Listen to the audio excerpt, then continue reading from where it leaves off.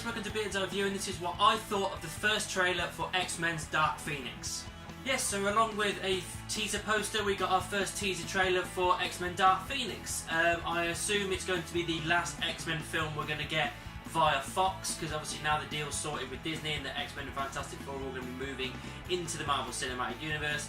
This kind of stuff's going to become redundant, really. I hope it is a good last outing, although potentially they may just phone it in just to get themselves through it, because there's been a lot of delays and problems and switchovers and pushbacks and stuff with this film, even to a point where some people were going to even ask, is it even going to happen? Because now that they've sorted the deal, will they even bother?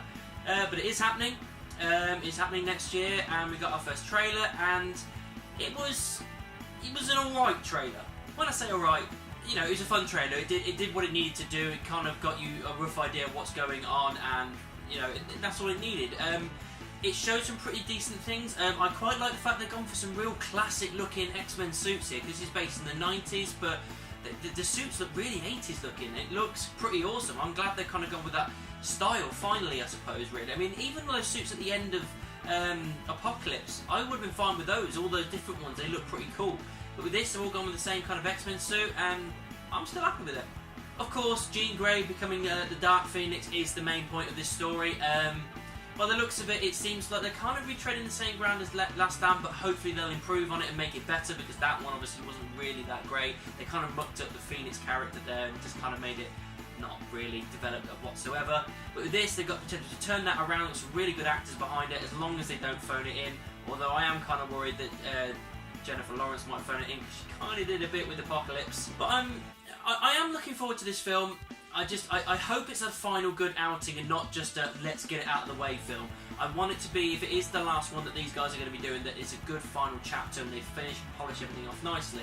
I'm totally fine with it being about Dark Phoenix. I'm fine with it all being Charles' fault by the looks of it. Obviously he's trying to control her and that kind of stuff. And then the only thing I'm a little bit kind of meh about is that it looks like Magneto's going to be on the bad side again, and that he's going to be against Charles. Now, I understand that they go back and forth, like on and off again with these characters, and that they like each other, but they don't agree with each other, and I'm fine with that. But it kind of undoes the final act of Apocalypse, where he teams up with them at the end, saying that he didn't betray Apocalypse, he betrayed them. So having that moment where they're finally on the same level and on the same line was a nice little thing to see. I would have liked that to continue through this. I would have liked them to say, we've got to do what we can, we've got to team together to stop Jean from killing everybody, and indeed herself. But it looks like they're probably going the other way with it, and it kind of just undoes it, really, and it treads the same ground as what Apocalypse did, where by the looks of it, it seems that Magneto's by himself again, and he has to be brought out of it because of all this shit going on once again. Charles is having a... You know, I mean, it just seems like they're retreading the same ground. I don't want that to be the case. I want it to be a nice, fresh new story, a new take on the Phoenix saga, and actually improve upon it, and, you know, surprise us a little bit. And I suppose that's the thing I'm taking away from this trailer the most. I'm not expecting to see many surprises. Saying that, there is one thing that caught my eye in the trailer a couple of times. Funeral. There is a funeral there, but at some point it's cut the scenes, so obviously someone big is going to die. I hope it's someone big, because if it is the last one, then you need to have a big gut punch. For me, I think it's probably going to be Mystique. That's what I'm going to call it for. She kind of phoned it in the last film, as I've said before, so I think maybe with this one, she's probably going to be the one that bites the dust.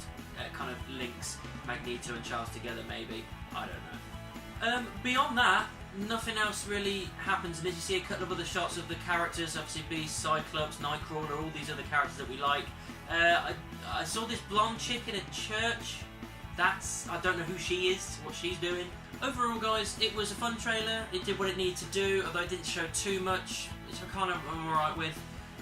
But I'm just apprehensive going into this movie. I want to enjoy it. I have enjoyed the X-Men films in the past, and I want this to be a good final outing. I don't want them to phone it in. I pray that they don't. I pray we get one good final act from these characters, from these actors, because they can do it, because there's some great talent in there.